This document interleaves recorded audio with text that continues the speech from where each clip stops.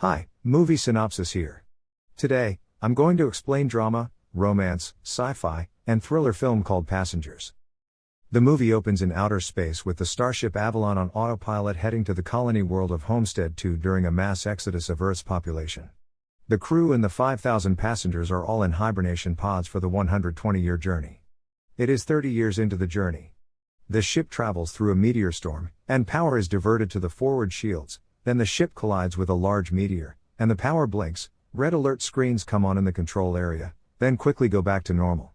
Something bad has happened.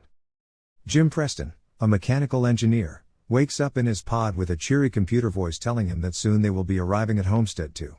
He is told that it is normal to feel confused and weak after being in hibernation. The wristband on his arm is scanned, and the computer leads him to his cabin where he sleeps. The next day he wakes up, tries to decide what to wear when meeting fellow passengers, then makes his way to a cafeteria where he is the only one. He goes to an orientation session about life as a colonist on Homestead, but he is the only one there. The cheery computer-generated instructor cannot understand his question about why no one else is there. Jim goes to the main concourse and gets no help from the information kiosk.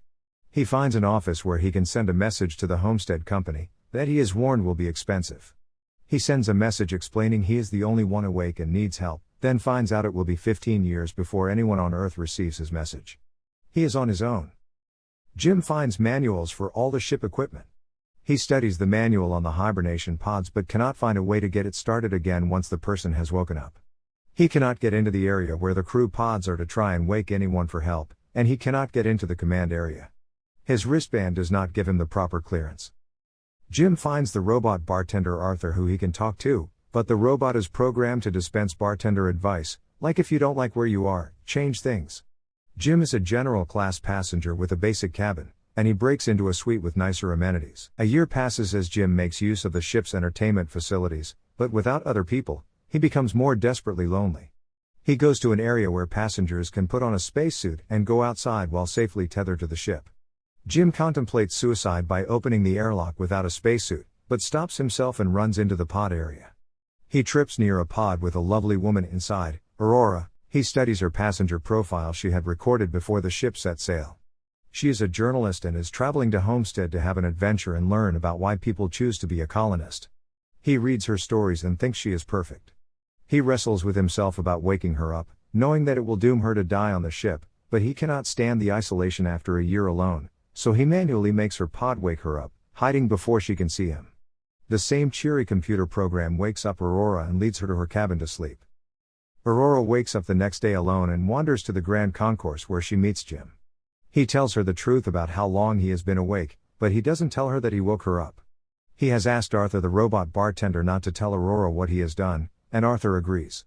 Aurora and Jim talk daily, discuss what can be tried to fix the pods. Aurora swims, runs, and begins to write her story.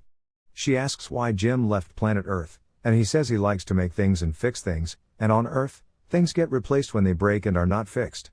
He wants to live in a house he builds himself. Her plan was to travel to the colony, spend a year there talking to colonists about why they left Earth, then return to Earth. Aurora is a gold-class passenger and uses her status to procure more elaborate breakfast meals than his standard clearance entitles him to. After some time of getting to know each other, Jim asks Aurora on a date and she accepts. After they eat, he takes her to the spacesuit room, and there are two suits and they both get dressed and go outside. Coming back in, Aurora is excited, and they go to Jim's cabin and make love. They are happy, have their routine of exercise, watching the stars, taking advantage of the ship's entertainment and restaurant venues. Another year passes, and it's Aurora's birthday and Jim plans a special surprise. He made a ring for her. Going in the bar, Aurora tells Arthur that she and Jim have no secrets and Jim agrees, not realizing that Arthur interprets this as meaning that Jim has told Aurora that he woke her up. Jim steps into the men's room, and Arthur tells Aurora what a good choice Jim made to pick her to wake up. Aurora is devastated and furious, and tells Jim to stay away from her. One night she enters his cabin while he's sleeping, and assaults him with her fists. While she's running, Jim uses a ship's intercom to try and explain himself, but Aurora screams that Jim took her life. While all of this is going on, the control room is more frequently getting alerts of system failures, more over time. Jim and Aurora have noticed small things like the cleaning robots having system failures. It's now 2 years since the meteor collision. One day Gus wakes up and appears on the concourse. He is a deck crew chief and has woken up early. Hibernation pods have never failed before, and he explains that something major is wrong. His wristband gets them into the command center, where they find that the ship's automatic diagnostics have failed and they need to check every deck manually. While Gus runs tests before this can be done, there is a major gravity failure and Aurora almost drowns while in the swimming pool. Gus finds that there have been cascading failures, and the computer can make a timeline that shows the first failure was 2 years before. Gus determines that the first few failures caused power diversions to try and re-equalize the load, but the load became too heavy, causing more and more failures. The whole ship is in danger of becoming dead in space, which will doom the entire crew and passengers. The area first affected was in the main engine area, but they will have to do a manual inspection to tell where. At this point, Gus collapses, and Jim and Aurora take him to the infirmary and put him in the medical auto-diagnostic scanner. There are multiple necrosis all throughout his body and death is imminent, because of the malfunctioning hibernation pod. He puts on his uniform and prepares to die, and gives Jim and Aurora his wristband, so they can access the areas of the ship they need to go to fix things. In engineering, Jim and Aurora find a hole made by a meteorite that goes through some critical areas. When they open one door, Aurora is almost sucked out because of a hole through the hull. She blocks it with a tablet Jim pushes to her, and Jim uses a liquid sealant to further seal to the hole. The area pressurizes, and they then learn the fusion engine exhaust has to be manually vented. The manual override won't work, Jim has to get into a spacesuit and go outside to fix it. He ends up having to go into the exhaust passage to open a flap, but it won't stay open, unless Jim holds it open so that the manual vent will work.